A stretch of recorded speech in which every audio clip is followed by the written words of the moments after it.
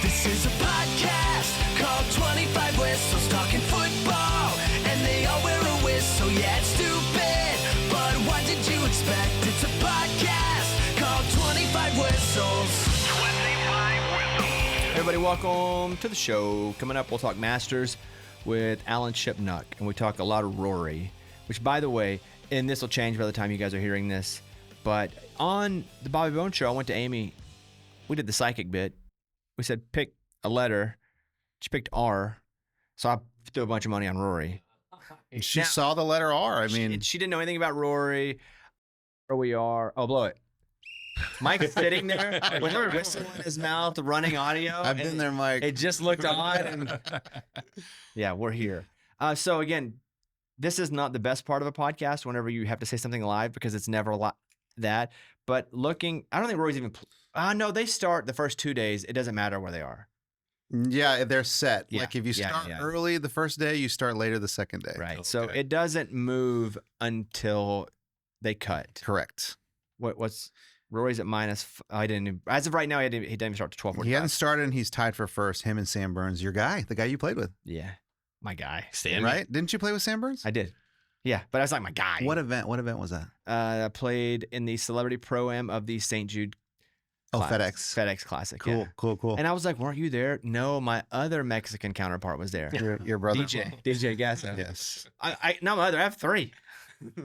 Me, your brother-in-law, and Steve? Don't miss the closest. Your other Mexican counterpart? What Mexican is with me more than anybody else? Mike D. Yeah. Sorry, Mike. Sorry, Mike. Yeah. probably the most Mexican. Well, I don't know about DJ, No. but Because we don't do that. We don't say who's more Mexican. I'm just saying. DJ's the least Mexican. His mom's white. I didn't even know DJ was Mexican. We call him. I wonder if he even considers himself Mexican. Honestly, this is the first time I've heard that. Let me. What? DJ being Mexican. Really? Like if you, yeah. Oh, I wouldn't have guessed that. I'm FaceTiming him right now. See if he answers.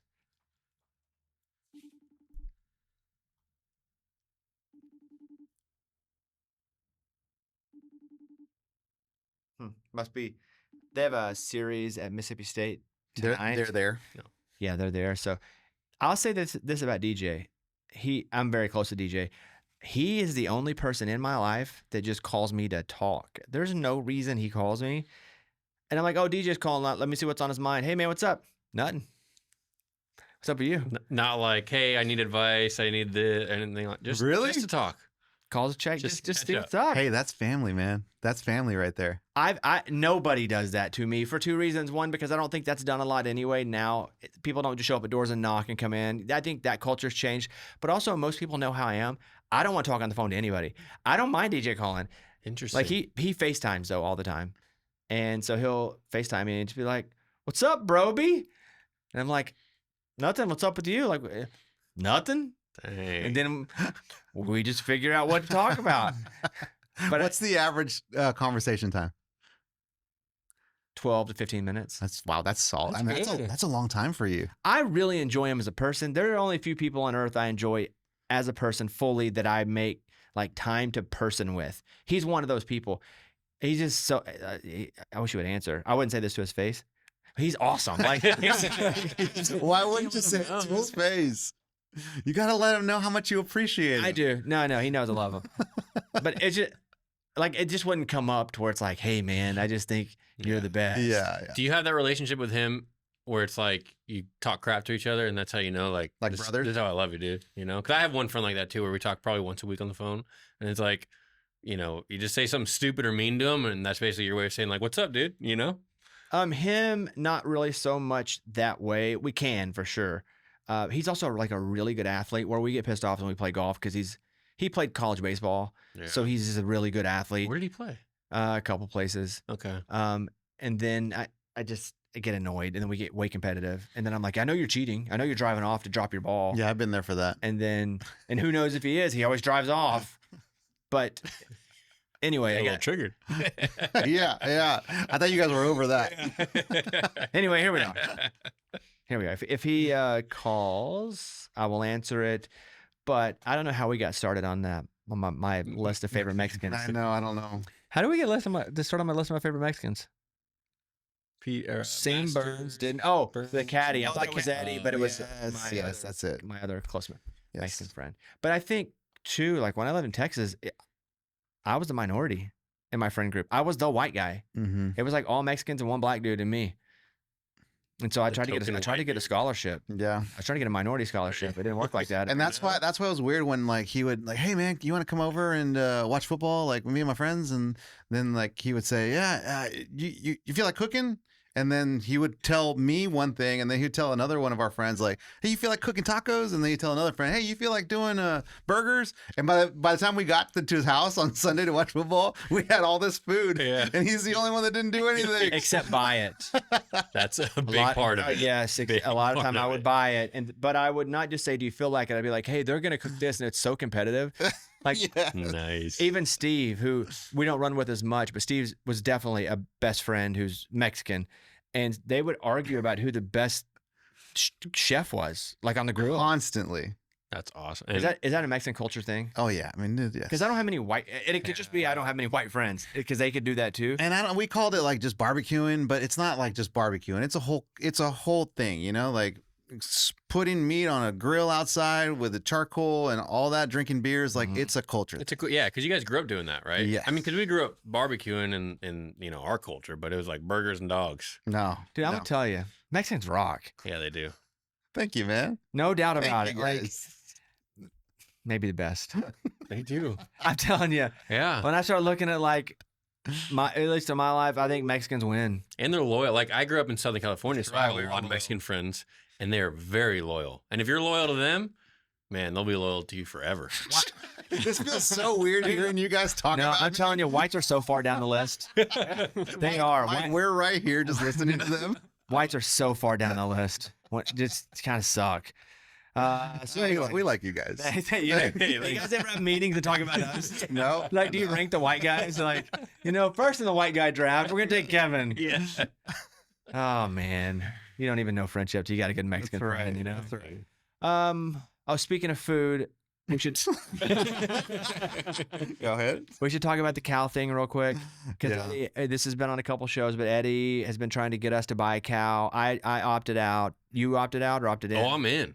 You're buying part of the cow. Oh, I've already bought part of the cow. Yeah. How much money did you spend? $300. And so you already paid for it. Yep. And so you're gonna get a third of a quarter of the cow. Correct. Okay. What happened? Did Did you show him a picture of the cow? Yeah, so we all, it was me, Kevin, and a buddy of Kevin's, and we all went in. I told you nobody wants to see the picture of the cow. They Venmoed me the money, and I paid the farmer. So then, 4 or 5 days went by, and the farmer said, hey, got your cow. Send me a picture of it.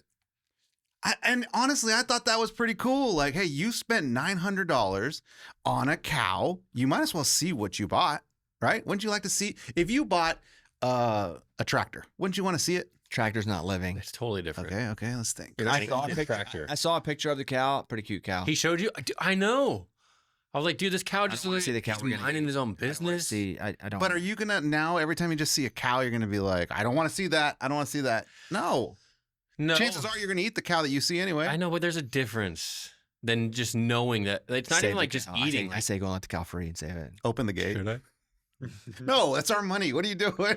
Oh, hey, I could be saving a life, dude. Something else food related on Monday is is it a brisket off? Oh, yeah. Or is it Mhm. brisket? It is is what you're brisket. doing? Yeah, we're smoking brisket. Did I give you guys enough money? Oh yeah. Mm-hmm. Okay, so I gave each of you $75. Yes, sir. Oh, yeah. To go and prepare a brisket. You bought the meat. Do you have to buy like sauces and stuff, or like I mean, we don't want to give too much as far as what goes into a preparation of a brisket. I was thinking about this. I think there should be 2 different rounds. Round 1 should be straight meat, like no sauce. Round 2 should be with a sauce. Okay. Like you add the sauce, or You provide the sauce sauce is that you think goes best with. No, well, it doesn't matter. But there should be an element of how I would normally eat it, because I wouldn't just grab it and eat it straight. So I want to do round 1 straight meat. Round 2 meat with whatever sauce you deem to be the best sauce to go with the kind of meat you cooked. I like that. Okay. Because I think I gave you enough money to buy some sauce, right? Well, now, I mean, now that you're adding sauce, we're kind of going over the It edge. depends a what little kind of sauce you can get. Yeah. Expensive Guys, sauce, cheap You're sauce. keeping 80% of that meat. Do you want sugar-free So I sauce? bought you food for your family for like at least 3 days. bit. Okay, That okay. is true. Good point. That is true. Good point. Are you gonna homemade the sauce? I don't know yet. Okay. I haven't thought about I this. would, 'Cause I wouldn't share any details. yeah, I That's don't just know, a question. you know? Fair question. Might just go to a Mexican shop down the street and get a sauce. Who Okay. knows? Good luck with that. You could. Exactly. Have you bought your brisket? Not yet. Oh, I've already Have bought you? mine. Oh yeah, Okay. I handpicked it. It's perfect. But people don't realize half of the quality of your brisket, how it comes out, is what it looks like before you cook it. People don't realize that. Well, now they do. So you better handpick it correctly. Mm. Have you seen the TikTok video where the guy's with his wife and she is picking out fruit? I'm going to say for the sake of this, it's peaches. It could be any fruit. And he's standing beside her and she hands him a peach. He puts it in the bag. She fills another one, puts it in the bag. He hands her one. She's like, that's not good. So then he starts to grab one from inside the bag that she's already picked and hands them to her. She goes, that's not good. And throws it away. I love it. So anything he hands her, she's like, this is not good. Even if it's the one she's already picked and put in the bag. Terrible, man. That was freaking funny. That's awesome. That's That sounds about right. Yep, it does. Yeah. You know what I love about those videos is that like it makes you feel not alone. Like you watch a video like that and you're like, wow, I'm not the only one that like that happens to. That makes me feel better about myself. I want to go to fellow Whitey Dylan, who's over there. Dylan, can you turn your mic on? A lot of people are like, who the heck's Dylan? Dylan's face has never been on yet. We're not. He is a luchador, basically. Yeah. Speaking of Mexicans, he wears a mask. Thank you. Nobody sees Dylan right now. Dylan, as a fellow Whitey, do you like brisket? Love brisket. Would you like to be a part of eating the brisket on Monday whenever they are feeding us the brisket to see who's the winner? I don't know what kind of person I'd be if I said no. So yeah. Okay. I'm in. And you're from Tennessee? From and raised? Georgia, North Georgia. Oh, Georgia. Okay. Yeah. All right. So So he knows probably good brisket, right? Good barbecue. I My like dad brisket. smokes a lot of knows good stuff. brisket. That's true. But in California, like you didn't get raised like eating brisket. It was tacos Correct. and burritos, you know? Like, and then you come here, like, well, the barbecue here is much better. That's interesting. What were you raised eating? Like, okay, here you go. I set you up. What do you Go mean? What ahead. was I raised? Well, he eating? said like, in California where he was born and raised, like it was tacos and burritos. Okay. So in Arkansas, an old mountain pine. What were you eating? The old pine. If you were to say what did you eat mostly, or are you asking like if we had barbecue, what kind of barbecue was it? I think I'm asking more like what was the food of your area? What did you guys specialize in making in that area? First, it was any food at all. I knew it. Yeah. It's not though. But if you said what kind of food did you eat most, two things come to mind: hamburger helper and manwich. Yeah. Because Yeah, that's not what I was looking for. I'm not making a joke. I know. I know. Bobby was poor. I get it. But it was, if you could find ground beef the cheapest, and hamburger helper or even the knockoff hamburger helpers were so cheap that you could make basically a meal from that. And manwich was so cheap. You know, are you familiar with manwich? Oh, yeah, the can, yeah. Yeah, it was. It's ground beef and then you put the can in it. Yeah, And there's it's no like ground beef. It's like sloppy Joe. It's just, yeah, so good. with white bread. Like that was what I think of when I think of like dinner. As far as like barbecue, Like did Arkansas Keith on a Friday night oh, never. barbecue? No. A lot of fish because we would catch the fish. But barbecue, I guess there was a Memphis influence, but it would be, we would just go to like Smoky Joe's or some barbecue place. Like pork ribs?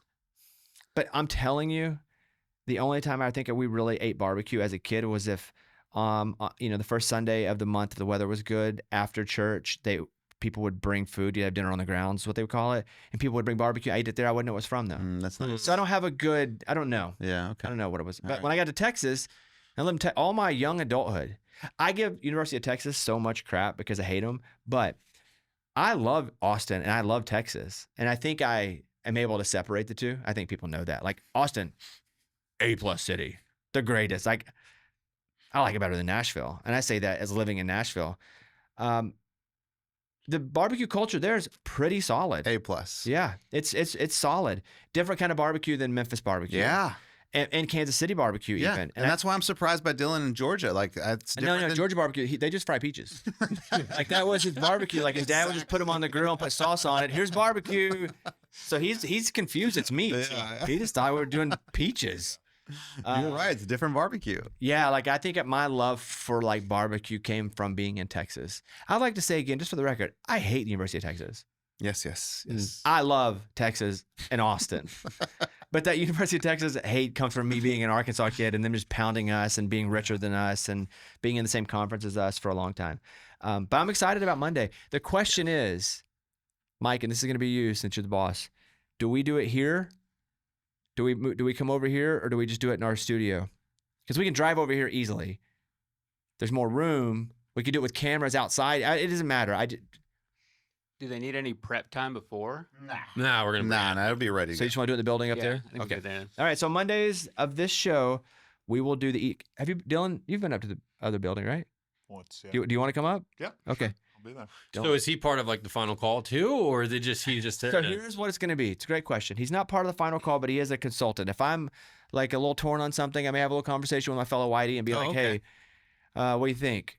Okay. And, also if he just wants to eat brisket, he should come up. But we cannot show his face. The new thing about Dylan is no one can know what he looked like. And if he does get on, we have to get him a mask. Okay. Like a luchador mask. That's I have a hilarious. Spider-Man mask. something that I'm not going to do it because I just don't have the energy or time now that I have a baby. Something that I was toying with in my head was being a masked stand-up comedian in town, never saying who I was, go do open mic stuff, and then do actual open mic because I can't be like, I don't do open. I'm gonna do my own show. 'Cause Yeah. no one's gonna know who I am, Yeah. and be a masked comedian the whole time, and see if I'm even any good. That's interesting. And like do zanies and like try to, Mhm. but never reveal it's me because I can sell tickets because people think I'm somewhat funny from doing this, and I got to be C+ to B- comedian through just doing years and years of being on the road. But if I just do it in a mask and it's not specifically about things that I'm talking about me, like wouldn't that be fun and funny? Yeah. And also if I bomb and I suck, who cares? I'm in a Yeah. mask. Yeah. Yeah. Do you think you being on the radio and podcasts and all that, people would recognize your voice? I think there's a chance. However, I don't speak in a cadence, and we talked about this on another show. It's hard to do an impression of me because nothing I do, speaking wise, is so dynamic that you can easily replicate it or do an impression to go, that's for sure him. Mm-hmm. So yes, maybe, but I think if I were in a mask, Mike, what do you think about that idea? I love it. That'd be crazy, huh? I do think people would figure it out after a while, though. Like, after hearing you speak. After a while, yes. Unless I went up and I couldn't do a fake. Elizabeth Holmes it. Yeah. I know you could go, if you just go full blue and do like stuff you would never do. Yeah. Yeah. Or like a voice changer. So that's one thing that I've really spent some time That's funny. thinking about doing. I don't think I have another thing that I think I am going to do that I don't want to say here. Because I like that stuff. Like I like risk. Like I like, it's not the same as like a danger of a police officer. It's not. So I don't want people to get on my balls about it. That's not real We're danger. not doing that. But I like that. I like danger. I like going up and trying stuff that's way different. Do you remember we talked about you and I doing like this? We'd go up to these, like, we'd play shows, but we'd act dead serious and try to sing like Whitney Houston, I Will Always Love You. Well, sort of. So my idea was we open for people where they don't know who we are. But the persons, the people do that would be on the joke. We have to tell them. So let's say somebody comes to town like Amos Lee, who I'm a massive fan of, but he's also represented by my same agency. And if he had a sense of humor, my management, my manager would be like, hey, these two guys, they want to do 7 minutes, and they're going to go up and they're going to open for the opener. Hilarious. And we were just going to go and sing as hard and the hardest songs possible, a cappella, and not stop. And people wouldn't know we wouldn't even do it in town. We go to like no. Yeah, they don't know. They don't we go know to who like they are. Atlanta. Okay, like some small town maybe. Or Yeah, something in Atlanta. Georgia. We put on like some facial. We don't go full mask or anything. Hilarious. And we're in there and we're trying Adele songs, but we're not cracking for any reason. And we do like 3 full songs, and all we're doing is recording us in the audience, and then that's the performance. Hilarious. Dude, you think you'd be able to hold it? Yeah. Really? Oh, yeah. You just act like this isn't a joke. That Like, uncomfortableness, I love it. I think you could for sure, but Eddie, that'd be don't think tough. I could? And that's not a diss, because I don't know if I would. Like, if I heard you singing like that, dude, I'd be dying. That's like the guys on Saturday Night Live that can't hold it. Yes. the ones that break. Yes. That's the kind of stuff like I think about when I'm going, what's my next thing? It's always really outrageous stuff that I end up not doing. But I do have something now that I don't have the time right this second that I do feel like I can do, and I think people will come and it'll be fun. But I've never seen done before. I won't reveal that here. I think my days as being just a touring stand-up are over. I did a special. It got bought by CMT. It was fun. I still have those elements. I only did that so I could train myself good enough that if I ever got the call to host an award show, it'd be totally comfortable for me because I'd been doing stand-up forever. So I think I'm okay there. I got a little something else in the tailpipe. I hope to be there for it. The tailpipe. It's all just me eating people's brisket. All right. This is the start of it. Welcome, Boston. Everybody's prepared brisket. Let's see who's the best. And Dylan's your partner, the masked Dylan. This is this masked white guy here. Okay, so that's gonna be Monday. Have we talked sports at all? Nah, have we? Just a little Masters. A little bit of Masters. Why don't we take a break and come back with Alan Shipnuck then, and we will talk to Masters this weekend. All right, we're now going to go over to Alan Shipnuck, one of the most influential voices in golf journalism. He's the author of the brand new biography, Rory, The Heartache and Triumph of Golf's Most Human Superstar, that came out this week, over 30 years covering the sport. And the new book drops right as Rory returns to Augusta to defend his Masters title. And you can follow Alan on social media at Alan Shipnuck.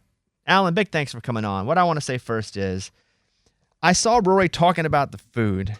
And they were like, hey, why didn't you, do more Irish food? And he said, well, because I want to enjoy the food too. So is Rory funny? Reasonably funny, yes. That was a good line.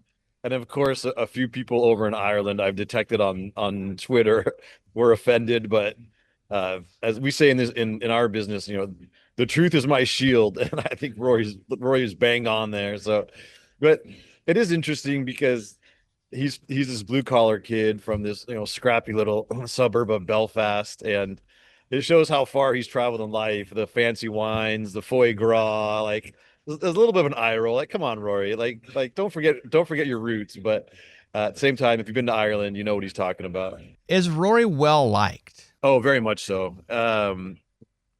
Everywhere he goes, he's a crowd favorite. There's something about him that draws people in. He obviously plays the game with a certain flair, but I think it's more about he wears his heart on his sleeve. He's incredibly just open for such a superstar athlete. I mean, there's a humanity there that is very rare. So people are drawn to him, and including his colleagues. Like, he makes a point of when some rookie wins, a B-list tour event, Rory finds him and congratulates him. And he said, that's important to him. He feels like, when he was coming up, some of the old timers did that to him and how much it meant to him. He wants to carry on those little traditions. And so he just carries himself with a certain grace and a certain ease that is quite endearing. So yeah, he's very popular. Now, he has reshaped professional golf, and how much affection he has among his peers depends a little bit about where they are on the money list. If as Rory's had this vision of a more exclusive tour, smaller fields, more money, fewer events, a few guys are getting left out of that. So they may not have as much affection for Rory, but the top players, he's put a hell of a lot of money in their pocket. They love the guy for that. What about when it was Rory versus basically Liv? Was that very much wrestling on the outside and just so we would see it and so the pub, or was that also internally tough? It was a very messy, chaotic situation. But Rory's always had a strong moral compass. Even 3 years before Live Golf launched, there was something called the Saudi International. It was a European tour event, and he was offered ungodly amounts of money to play there as an appearance fee. And he said no, that, he wanted to be on the right side of history, and that there's a morality to this, because this is only a few months after Jamal Khashoggi had been assassinated by the Kingdom of Saudi Arabia. And so Rory didn't want their money, and he was very clear about that. And he really never wavered. I mean, his quote was, "I want to be on the right side of history." He reveres Jack Nicklaus and Arnold Palmer. And part of their legacy is that they created the modern PGA Tour by breaking away from the PGA of America, which was this little parochial organization. And, Rory knows that history, and he wanted to be remembered as the guy who helped save the PGA Tour, and he did. And so, his wish was granted. He is on the right side of history. So yeah, it was very sincere and very from the heart. This battle that he fought to try and represent the PGA Tour, in a lot of ways represent the game of golf. How big was that win last year at the Masters for Rory? I mean, monumental. It transcended sport because he had been on this lifelong quest, to fulfill his destiny as this prodigy, and he'd won everything else, and he'd come to the Masters year after year and failed. And he'd famously had a 4-stroke lead in 2011, going to the back nine. He blew up, and the Augusta National became this house of horrors for Rory. And so the outpouring of emotion around that win, it was not because he became the sixth man to win the career Grand Slam. Like, I mean, that's cool. It has meaning in the context of the history of the sport, but it was really the human element, because you could see the angels and the demons on his shoulder that whole round. And he was playing the best golf of his life. He had the low score in the tournament on Friday and Saturday. He was in total control of his golf ball. And on Sunday, he hit some of the worst shots in Masters history. It was completely metaphysical. And to watch him grapple with the weight of history and what this meant to his legacy and what it meant to him personally, I mean, it was riveting. It was the entire human condition on display in one round of golf. And that's why people were crying on their couches, and that's why it took over the sports world, because there was just, the drama was so internal. He was fighting this battle with himself. It had nothing to do with the golf course or the other players in the field. And I mean, it was riveting. You feel like that was more of a relief then for him than it was initially, than it was like this monumental quest that's finally been fulfilled? It was all of it. I mean, he said there was more relief than joy, and that sort of that visceral outpouring that he had on the last green, and then that unforgettable walk, from the green to the scoring area, which is about 150 yards, and you could see, his face is like a movie screen, just playing out this lifetime of heartache and yearning and disappointment and disillusionment, and then finally, just catharsis. So it was, it was a huge relief.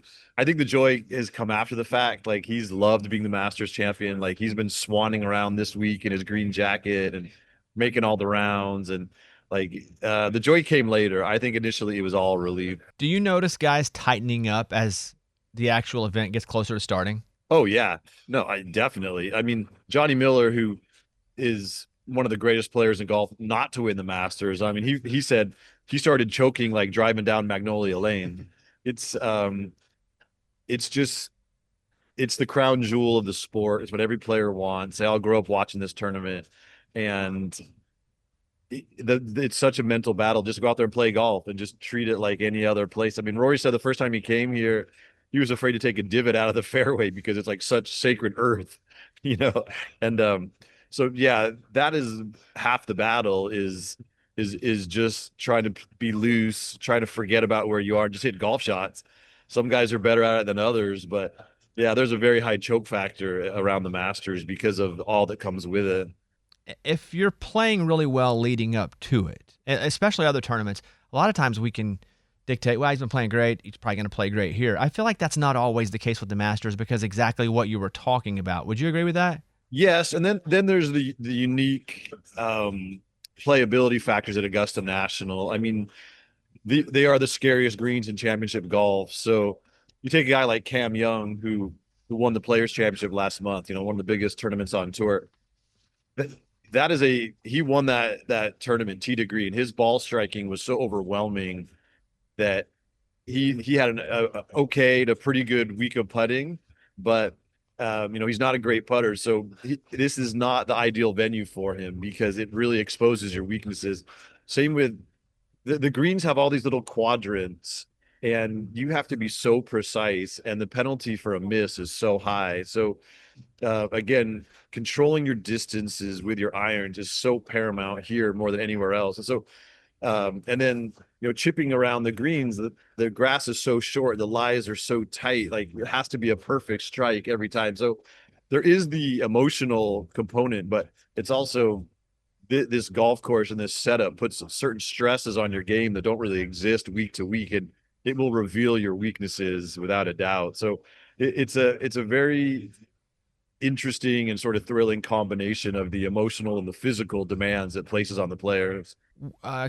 Superstition in sports, a big deal. And, I have friends that play baseball, and they're like, man, if I throw a perfect session in the bullpen before a game, it usually ain't going to go very well. If you're playing practice rounds, does this translate at all to Augusta? Like, if you're just crushing practice rounds, is that a bad sign? I don't think it's ever a bad sign, but there's not a straight line correlation. That is for sure.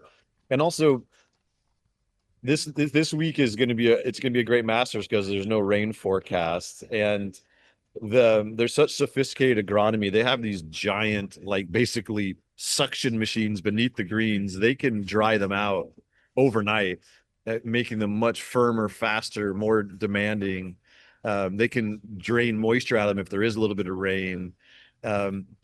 They can change the green so fast here that a lot of players feel like from Monday, kind of the first practice round day, to Thursday, the first competitive round, that it's like a different golf course in some ways. It just keeps getting harder and harder and harder. So I think it's always good to hit the ball well and gain some confidence, but it's here more than most places. It doesn't mean that much. When the bell rings on Thursday morning, the demands get tougher. The questions that the course is asking get more complicated, and it's a different kind of challenge. Alan, this is Eddie, my co-host. Hey, Alan, I got a question. Bobby was telling me that at the Masters, I've never been, but he was telling me that at the Masters, they take your phones away. You can't use them, or you just can't take them out, or you get kicked out. And I'm wondering, does that create a more peaceful environment with the crowd? Because, and speaking of Rory, I think Rory's kind of had a history of snapping back at the crowd because they yell at him, not being from the U.S. So does that kind of create a peaceful environment at the Masters? Oh, yeah. So I used to rage against the machine. The first X number of years, I was so frustrated I couldn't have my phone because I couldn't communicate with my editors or my fellow writers. I couldn't communicate with my readers on, through tweets, which is a big part of tournament weeks now. And I was just bitter about the whole thing. And now I love it. It's literally the only place on planet Earth where you can just get away from your phone for 8 or 10 or 12 hours and just soak in all the beautiful nature, lose yourself in the tournament, actually talk to other human beings, because they don't have their phone either, that you can actually engage. There's eye contact. Like, what a concept. So it's unique to this event. And it also makes people more present because, like, you go to tournaments and everyone's got their phone out trying to capture some crappy little grainy video. Like, bro, this looks better on TV anyway. No one cares you got a video of this, but people are so obsessed with that. And in this case, when you take the phone away, they just get into the golf. They're paying closer attention to what's actually happening. They're having more fun with the people around them. So I've become a convert. It's actually a blessing and a relief to just go out there and lose yourself in a great competition. But it's not replicable probably anywhere else on the planet. But they somehow, because they have unlimited resources and because everyone's afraid, they're so vindictive. If you break a rule, you're out forever. And so somehow it works here. One of my favorite things is to bet on the Masters. I love betting on the Masters, but it's so hard, mostly because I don't know what the live guys are doing. I haven't watched a lot of live golf. I've watched PGA Tour, but I really don't know who's doing well over there and how they're going to do when the major comes around. So who's a dark horse for you coming into this tournament? So, yeah, I mean, I've been picking John Rahm for a while. He's on live golf, of course. And you're right that those guys have mostly just disappeared from the mainstream golf media. It's hard to find them on TV. There is, there's the official world ranking, which is skewed and flawed because they only just recently started awarding points. But there's if you ever go to datagolf.com, the guys at Data Golf do a great job, and they have all the stats for the live players, and they advance metrics, and they keep a unified ranking that includes live. And so that'll give you some data for your betting. But yeah, I think Rahm's super dangerous. He's been playing at a very high level for a long time, but ever since he went to live, he hasn't contended in a major, and that really bothers him. He's a man of immense pride, and he doesn't want to be forgotten, and he has the right game for this place. So I think that Rahm is dangerous. But honestly, watching Rory the last few days, I feel like he might go out and shoot 62 on Thursday and just keep going and win by 8 shots, because he's never been this relaxed at Masters Week, and he's obviously solved the riddle of how to play the golf course. And so, he's just watching him the last few days. He's kind of becoming my favorite, but I had been saying Rahm for a while. Did you become more or less of a fan of Rory after writing this book? That's a good question. I mean, I try and be a dispassionate observer. Like, I would never describe myself as a fan, but you are human, and you do have emotions. And I would say that, of course, I knew the broad strokes of his life and his journey. And when you get into the details of it, it's really remarkable how far he's traveled. I have a lot of admiration for Rory. I think he's conducted himself with a tremendous amount of grace growing up in the spotlight. I mean, you look at the 3 biggest golfers the last 30 plus years: Tiger, Phil Mickelson, and Rory. And 2 of them have had their lives totally derailed by scandal, by addiction, by vice, by greed. And everywhere where he goes, he's universally beloved and accepted, and he's welcomed. And he's just carried himself. He just moves through the world with an ease that's really refreshing for a top athlete. And he's never really forgotten his roots. His parents traveled him. He talks about his parents all the time and their influence on him. His closest friends are the kids he grew up with in this little town outside of Belfast. And, he has the jet and the mansions and the cars, but deep down, he's sort of the same person. And I find that very impressive and admirable. So I would say my esteem for Rory definitely went up throughout this whole project. How about Phil when you wrote that book? How did the esteem go with that Phil book? Well, the big difference is that Phil is a maniac and Rory is not.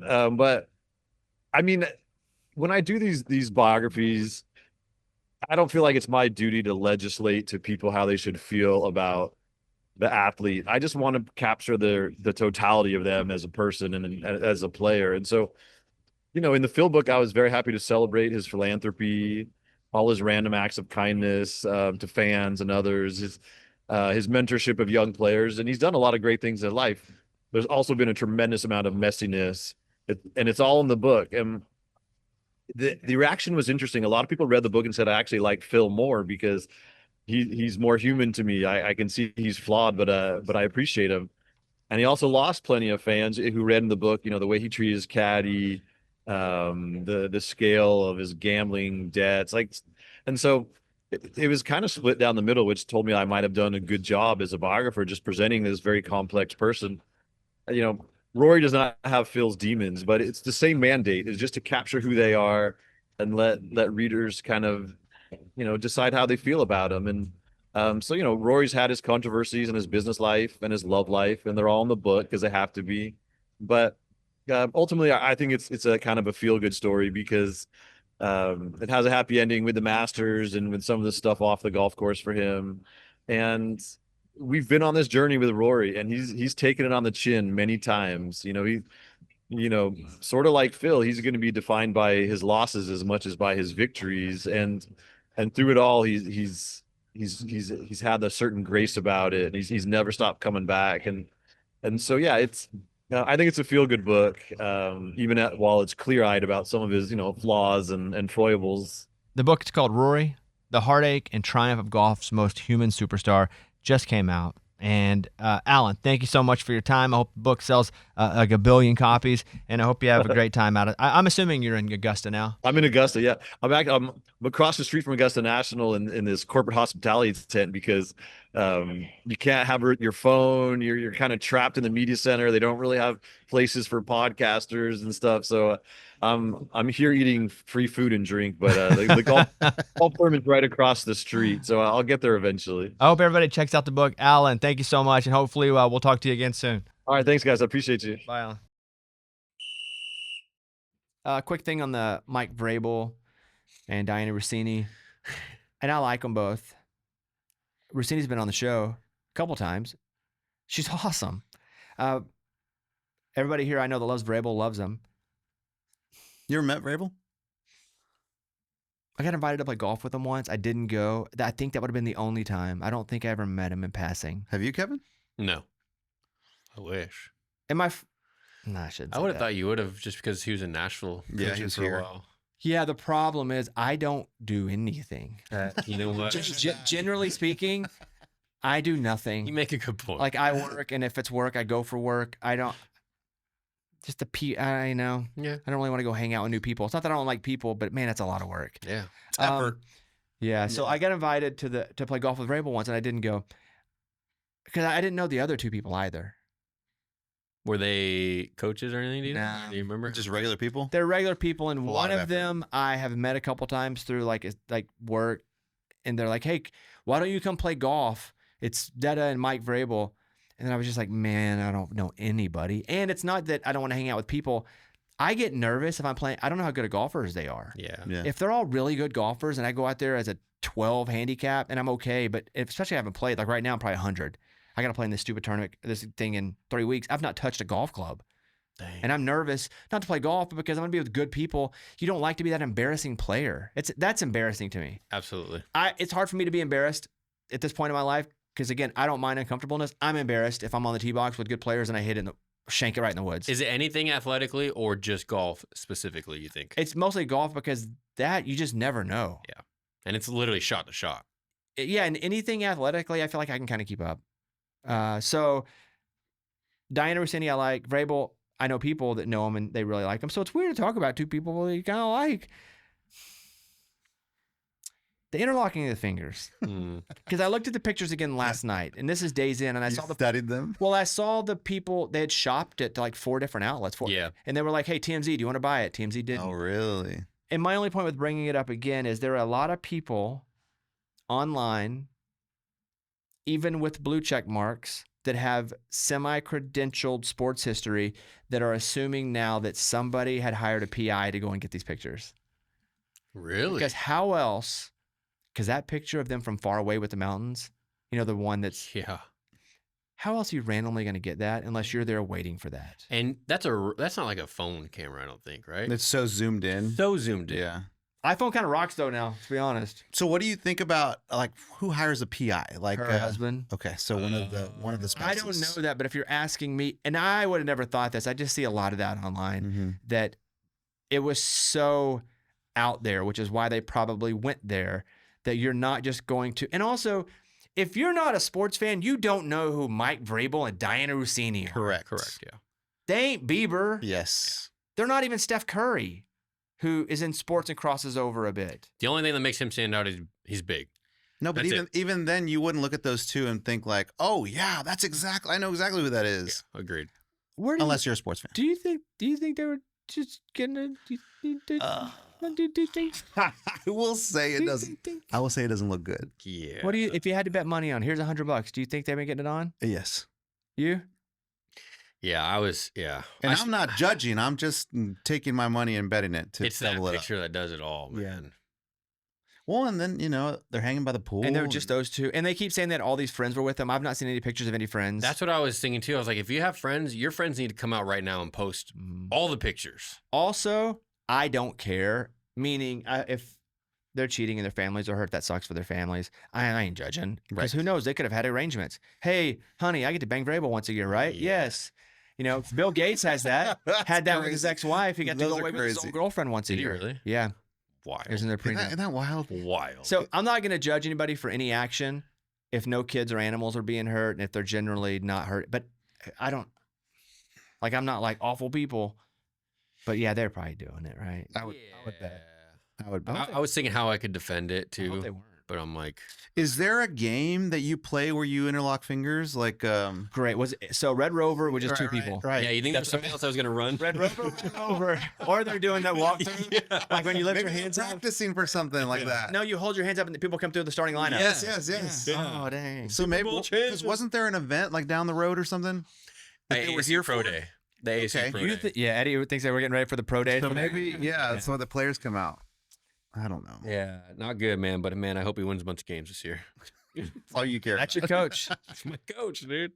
That's like when you ask me about Dak. I'm just like, man, it's not good. But hey, still love the guy. He's my quarterback.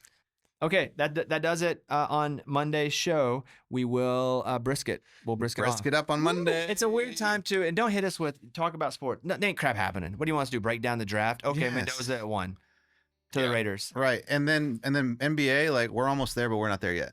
Even So- Playoffs, and then the playoffs are like 4 months long. It's gonna take 4 months for a championship. This is that downtime where you do segments like who makes the better brisket. Yes. And have we gotten that suit? And let's rank races. Mexicans are first, according to me. All right, that's all. If you think we're funny, message me in my DMs. Because sometimes I'll leave and I'm like, man, I don't think people think we're funny. We're stupid. Hit me in my DMs. Be like, hey, I heard that episode. That's pretty funny. Or I didn't think it was very funny. Mr. Bobby Bones. All right, thank you guys. And that's it. Bye, everybody.